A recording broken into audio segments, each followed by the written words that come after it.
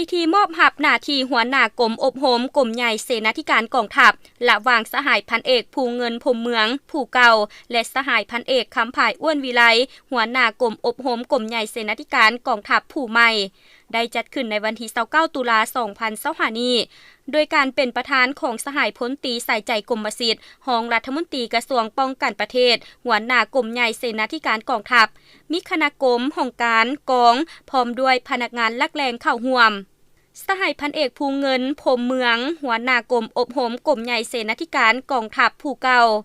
ได้สรุปย่อในการนำพาซี่นำบรรดาหน้าเวียกที่ได้จัดตั้งปฏิบัติตามภาระบทบาทสิทธิและหน้าที่ความรับผิดชอบของตน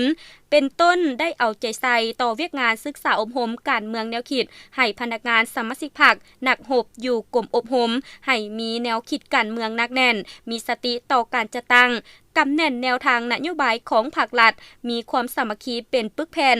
รักษาได้ความสงบปลอดภัยพร้อมนั้นก็ได้เอาใจใส่เป็นเจ้าการในการจัดตั้งและปฏิบัติคำสั่งของขันเทิงและปฏิบัติข้อกำหนดกฎระเบียบของกองทัพก็คือของกรมกองวางออกได้อย่างเข้มงวดเฮ็ดให้กรมกองมีความสงบ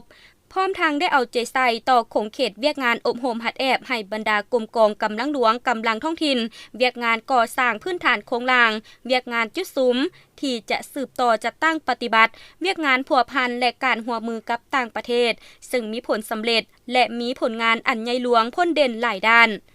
จากนั้นในพิธีก็ได้เซ็นบทบันทึกมอบหับหน้าที่หัวหน้ากรมอบรมกรมใหญ่เสนาธิการกองทัพระหว่างผู้เก่าและผู้ใหม่อย่างเป็นทางการ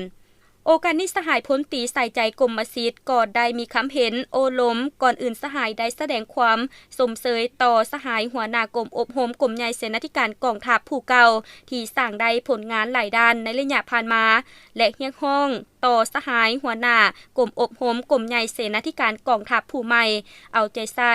ลงติดตามกวดกาสุกยูการปฏิบัติหน้าที่เวียกงานโดยเฉพาะบรรดากรมกองที่ขึ้นกับกรมอบรมให้นับมือมีท่าก้าวขยายตัวขึ้นเรื่อยๆ